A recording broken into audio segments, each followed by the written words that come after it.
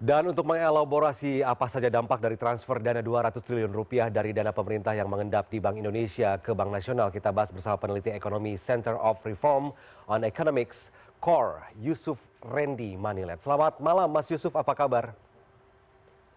Kabar baik, Mas Victor. Mas Yusuf, pemerintah melalui Menteri Keuangan Purbaya memutuskan untuk memindahkan dana pemerintah sebesar 200 triliun rupiah dari BI ke bank-bank himbara atau himpunan bank negara. Langkah ini disebut sebagai upaya untuk menggerakkan ekonomi. Dari perspektif makroekonomi, apakah langkah ini lebih berisiko terhadap stabilitas moneter atau justru menjadi insentif yang dibutuhkan sektor real saat ini, Mas Yusuf?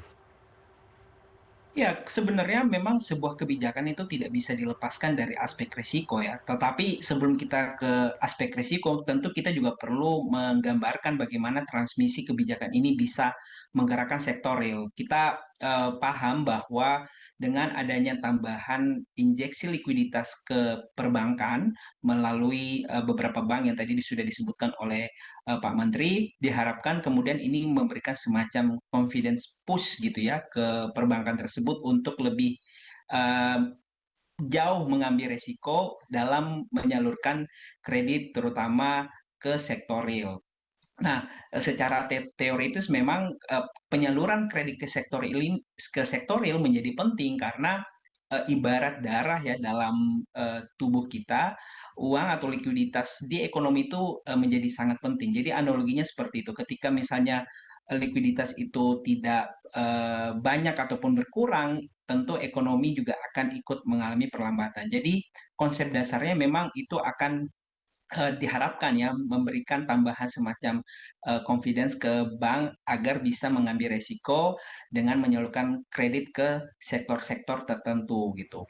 Nah, Ya. hanya saja kalau kita bicara aspek resiko memang ini tidak terlepaskan juga gitu. Mengingat ketika misalnya dana ini kemudian disalurkan dan bank kemudian mendapatkan likuiditas dari sana, tetapi di saat yang bersamaan permintaan terhadap produk barang dan jasa itu tengah melambat atau menurun, ini kan akan memberikan efek ke inflasi secara umum. Jadi sederhananya uangnya ada, tetapi permintaan terhadap uang tersebut relatif tidak sebanding ya dengan peningkatan dari jumlah uang yang diinjeksi oleh pemerintah. Nah, Ya. ini menjadi perhatian khusus mengingat kalau kita perhatikan saat ini permintaan terhadap kredit itu meskipun tumbuh tetapi dia mengalami perlambatan dan ini sebenarnya juga cukup menggambarkan bagaimana kondisi perekonomian kita saat ini di mana berbagai permasalahan seperti misalnya daya beli, kemudian konsumsi rumah tangga pada kelas menengah itu masih menjadi permasalahan yang perlu dicarikan solusinya. Jadi uh, saya kira resikonya ada pada potensi peningkatan inflasi ketika misalnya likuiditas dari perbankan ini tidak digunakan. Itu resiko pertama. Kemudian resiko kedua tadi ketika misalnya bank ini kemudian tidak bisa menyalurkan kredit, ini kan tentu akan menambah cost bagi mereka ya. Karena penempatan dana itu tentu harus diimbangi dengan bunga yang harus disetorkan ke pemerintah. Nah, makanya kita nanti perlu menunggu seberapa besar bunga yang kemudian akan ditetapkan oleh pemerintah dari kebijakan ini ke perbankan. Karena itu juga akan ikut menentukan seberapa besar kos yang harus ditanggung oleh bank dan seberapa besar juga NIM yang akan didapatkan oleh perbankan misalnya ketika menjalankan resiko dari kebijakan ini. Ya, ya. Mas Yusuf tadi sempat membahas tentang dampak terhadap likuiditas perbankan dan potensi inflasi begitu. Apakah potensi over liquidity atau kredit yang justru terserap ke sektor-sektor yang tidak produktif begitu atau seperti apa? Ya, ya kita perlu nanti menunggu gitu ya bagaimana aturan turunan atau teknis dari kebijakan ini. Kita berharap kemudian pemerintah menyalurkan kebijakan ini pada sektor-sektor yang sifatnya produktif, yang sifatnya bisa memberikan efek pengganda ke perekonomian. Namun di saat yang bersamaan kita juga tentu berharap bahwa kebijakan ini juga tidak menyampingkan aspek prudence yang akan dilakukan oleh bank-bank yang menerima likuiditas dari pemerintah karena kita paham bahwa ketika pemerintah menginjeksi ke bank dan kemudian harapannya bank itu menyalurkan ke sektor real kan tentu ada semacam ketentuan yang harus dijalankan oleh perbankan untuk memastikan bahwa kredit yang disalurkan itu bisa tepat sasaran, tetap memenuhi aspek-aspek prudensial gitu ya yang selama ini memang dijalankan oleh bank. Jadi saya pikir itu yang kemudian harus dilihat gitu ya. Kita perlu tunggu bagaimana aturan teknis dan regulasi yang akan dikeluarkan oleh pemerintah terkait bagaimana dana ini akan digunakan oleh bank. Jadi guidance itu harus jelas sehingga bank nanti juga lebih fleksibel dalam menyalurkan dana ke sektor real. Ya, ya. Mbak Susu, pemerintah menyebut dana ini akan ditaruh dalam bentuk deposito, tapi bank diberikan keleluasan dalam menyalurkan kecuali untuk membeli SUN begitu. Bagaimana cara memastikan dana ini benar-benar masuk ke sektor real yang tadi kita sebutkan dan tidak hanya menjadi idle deposit lagi di bank, Mas Yusuf? Iya, betul. Jadi tentu nanti perlu ada semacam ketentuan atau regulasi gitu ya yang nanti dikeluarkan oleh pemerintah. Misalnya kemudian perbankan itu tidak boleh menempatkan dana tersebut kembali ke SBN dan juga misalnya tidak boleh meletakkan dana tersebut ke instrumen lain, misalnya instrumen moneter Bank Indonesia seperti SRBI misalnya. Misalnya ketentuan tersebut dijalankan sampai bank tersebut mencapai tingkat pertumbuhan kredit minimal tertentu. Katakanlah misalnya sebuah bank ditentukan atau ditetapkan harus mencapai pertumbuhan kredit 5% misalkan lah ya. Dan sebelum target tersebut belum tercapai, maka instrumen-instrumen yang tadi disebutkan itu tidak boleh digunakan oleh bank untuk menempatkan dana yang diberikan oleh pemerintah. Jadi dengan ketentuan tersebut sebenarnya ini bisa mendorong ya, sekali lagi bank memutar akal agar tadi bisa menyalurkan ke sektor real Mhm, tanpa mhm. kemudian menjadi semacam lazy banking gitu ya, yang kemudian hanya memutar dana ke sektor-sektor keuangan saja. Sektor keuangan boleh, tetapi sekali lagi perlu ada semacam threshold yang harus dicapai oleh bank-bank yang mendapatkan dana. Salah satu thresholdnya misalnya adalah pertumbuhan kredit pada sektor tertentu yang nantinya ditentukan oleh pemerintah. Ya, ya. 5 bank ini tidak boleh lazy banking begitu. Mas Yusuf, jika dana 200 triliun ini betul-betul bisa masuk ke sektor real misalnya, menurut Anda, Ya. sektor mana saja yang paling berpotensi mendapatkan dorongan langsung dari kebijakan ini? Apakah sektor manufaktur, pertanian, konstruksi, atau justru sektor konsumsi seperti UMKM dan perdagangan? Ya, menurut kami sebenarnya pemerintah perlu men-set dulu gitu ya, apa tujuan yang lebih besar dari kebijakan ini. Apabila misalnya tujuannya itu untuk mendorong katakanlah ekonomi atau pertumbuhan ekonomi baik itu dalam jangka pendek ataupun dalam jangka panjang, maka perlu diterjemahkan pada instrumen ataupun kertas kerja sektor mana saja yang selama ini punya kontribusi besar dalam perekonomian gitu ya. Misalnya kalau kita bicara kontribusi besar ke perekonomian, tentu kita tidak boleh melewatkan sektor industri manufaktur karena saat ini memang masih menjadi sektor dengan kontribusi paling besar.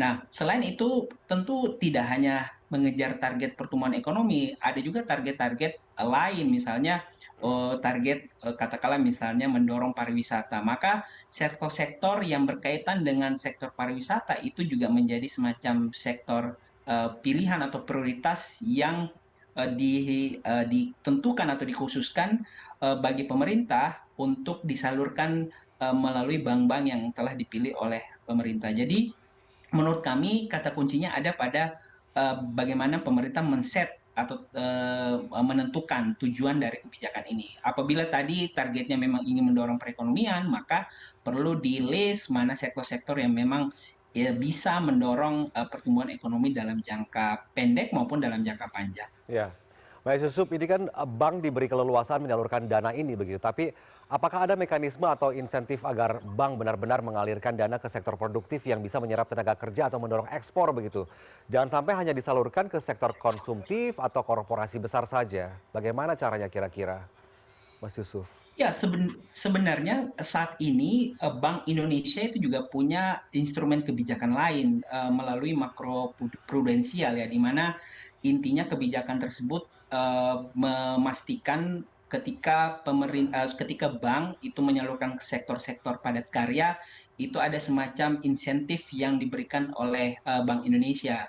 Nah, oleh karena itu mengkombinasikan ya kebijakan ini dengan kebijakan yang dikeluarkan oleh Bank Indonesia melalui kebijakan makroprudensial itu seharusnya bisa menjadi semacam dorongan bagi perbankan untuk bisa memanfaatkan atau bisa menyalurkan kredit ke sektor-sektor yang tanda kutip menjadi semacam prioritas pemerintah dan juga memberikan efek yang besar ke perekonomian. Di Mhm. saat yang bersamaan, tentu kita juga nanti perlu melihat gitu ya, perlu ada semacam evaluasi yang harus dilakukan oleh pemerintah dalam katakanlah 3 atau mungkin 6 bulan ke depan, seberapa jauh kemudian program ini bisa atau sudah berjalan gitu ya. Apakah kemudian target-target yang ingin disasar dalam penyaluran kredit itu tercapai atau tidak, ini yang kemudian akan dievaluasi. Dan dari hasil evaluasi inilah nanti kan akan ketahuan misalnya bank yang kemudian bisa mencapai target atau bank yang tidak mencapai target. Dan itu menurut saya juga akan ikut menentukan bagaimana langkah lanjutan kebijakan ini ya, Ya. apakah kemudian nanti ada penyesuaian untuk bank lain atau seperti apa, ini yang kita perlu tunggu. Intinya adalah nanti perlu ada evaluasi yang dilakukan oleh pemerintah terkait kebijakan ini. Oke, kita katakan bahwa himpunan bank negara ada 5 himbara yang diberikan di kucuran dana 200 triliun rupiah. Apakah Kementerian Keuangan perlu mengatur regulasi tertentu agar terbukti bahwa dana yang dialirkan ini memang bermanfaat bagi kesejahteraan masyarakat atau bahkan bisa menumbuhkan perekonomian dari sisi perbankan begitu? Anda melihat apakah perlu ada regulasi yang mengatur terkait hal ini? Tadi sudah dikatakan bahwa sebaiknya ada evaluasi, kita lihat targetnya seperti apa, apakah dana yang dikucurkan bergerak dengan signifikan atau tidak. Apakah perlu ada istilahnya mungkin jika tidak sesuai target, maka dana akan diambil kembali atau seperti apa sebaiknya, Mas Yusuf? Ya, yang intinya tentu perlu ada semacam ketentuan yang tadi saya sudah sempat singgung di awal, misalnya bank itu harus menyalurkan kredit pada tingkatan tertentu, pada jangka waktu tertentu, dan selama jangka waktu tertentu tersebut, bank kemudian tidak boleh menempatkan dana untuk hal lain di luar penyaluran kredit, misalnya dana ditempatkan pada SBN ataupun dana ditempatkan pada instrumen moneter seperti SRBI misalnya.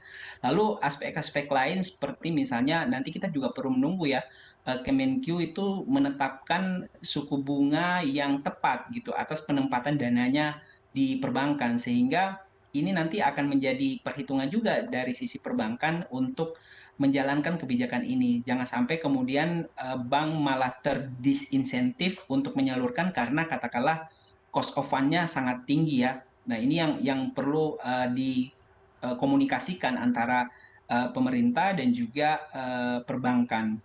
Ya. Yang tidak kalah penting juga sebenarnya dari sisi fiskal itu juga perlu didorong bagaimana mendorong permintaan. Tadi kita sebutkan kalau misalnya dananya itu sudah tersedia dari sisi supply ini sudah tersedia, tetapi dari sisi demand ini masih masih lemah nih permintaan untuk kreditnya, itu kan juga akan menurunkan apa optimalitas dari kebijakan ini. Sehingga dari sisi kebijakan fiskal pemerintah perlu men-push agar masyarakat itu juga bisa apa ya mendorong mereka agar menggeliatkan aktivitas perekonomian, sehingga ketika kebijakan ini dijalankan, permintaan terhadap kredit itu juga bisa ada. Jadi tidak hanya dari sisi supply gitu ya, kita berbicaranya melalui kebijakan ini, tapi juga harus dilakukan semacam dorongan dari sisi demand, dari sisi masyarakat. Dan itu bisa dilakukan karena yang menjadi tupoksi tanggung jawab Kementerian Keuangan adalah kebijakan fiskal, dan kebijakan fiskal sangat mungkin untuk kemudian bisa didorong agar bisa mencapai atau bisa mendorong sisi demand yang masyarakat, sehingga kebijakan ini bisa berjalan secara optimal. Baik, karena mengingat memang dana ini juga diambil dari dana yang mengendap di Bank Indonesia, semoga Bank Indonesia juga tidak terpengaruh operasi moneternya dan seluruh dana yang diberikan kepada Himbara ini memang berfungsi efektif seperti yang ditargetkan untuk pertumbuhan ekonomi. Terima kasih banyak Mas Yusuf atas waktu Anda bergabung bersama kami di CNN Indonesia Prime News. Sehat selalu Mas Yusuf. Terima kasih.